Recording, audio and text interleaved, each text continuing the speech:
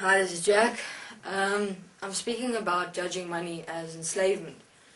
So, the money system in this world is plain to say fucked up. And that's what many human beings in the world say, of course. I mean, many human beings go, oh my god, look at what the money system is doing. Oh my god, look at what the government is doing with the money. Or, oh my god, look at what the businesses are doing with the money. And it is interesting because it's now all of humanity saying it's the banking system and it's the Federal Reserve Bank and it's the governments and it's the way the money system is set up, and it's because of the past, it's because of how beings in the past set up the entire money system that it has become what it's become now. Now what is interesting is that the last place human beings would look at for the cause of the effect of money is within themselves. The last place human beings would actually consider that maybe the money system is the way it is because I'm allowing it, I'm accepting it, and because I'm judging it. Why and how does that work? Have a look. If you judge money in itself in any way or form separate from you, you're actually judging that manifestation that is separate from you, and in that judgment you're actually giving it power. Because have a look, here you're standing, there's money, and you're judging it. You're continuously judging money separate from you. Where you're diverting all your attention, focus, and power is to the separate manifestation of the money itself. So what are you then actually supporting in your judgment is that which you're judging. It's quite simple. So if you look at what exactly would you give power to, or give focus to, or attention to if you judge money? Human beings that are poor, that are starving. Because you're judging the entire money system or a separate manifestation that is linked to money itself, separate from you, you're actually manifesting the effect it's having in the world, meaning the people that are poor and the people that are starving. So, what must human beings realize is that we're all individually responsible for the way money moves in this world, the way the effects of money is manifesting in this world, and money itself. Because money in its entirety in this world is seen as separate from self. If you have a look, the way we go about money, we're seeing it as a separate manifestation that is in control of us, that has power over us. And in judging money, we're actually giving it the power it apparently presents itself to have. But who is giving it that power in the first place is human beings. So what are human beings actually judging when they judge money? Themselves. Why? What are you actually judging? Is that realization that you're actually responsible for the way money is manifesting in this world, but you haven't stood up in what you have accepted and allowed and redirected it within yourself. So how do you redirect money within yourself? Firstly, you're going to have to disconnect the relationship you have with money. Because how do relationships manifest?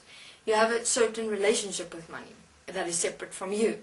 In that relationship, polarity equation is manifested. You have a polarity equation of what you accept of money and what you allow of money, and then you have another polarity equation of what you don't accept about money, what you don't allow about money, even in your own world.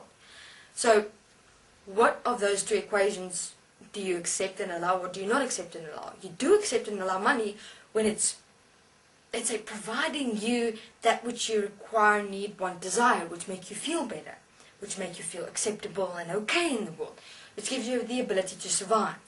What you don't like about money, what you don't accept about money, is according to your definition of where money is supposed to go, your rules of money, your guidelines of money, saving money. Ooh. Do you know that saving money actually is a manifestation of a worry, a concern, and a fear that you won't have money one day, and you're saving it for in case. So what will manifest one day? You won't have any money. And besides that, that fear of requiring to save money is manifesting the human beings that are currently starving and that are poor. Because that exists within you. That relationship with money, saying, I have to save this money because I fear that I won't have anything, won't have money one day, what has to manifest is that fear, because it's got nothing to do with the money. It's got to do with your relationship with the money.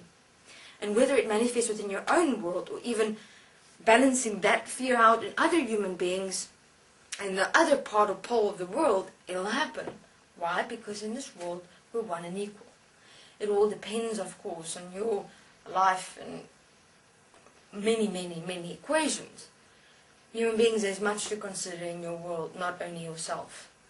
Because this world didn't get here just by itself. You know, who participated in this world? Human beings.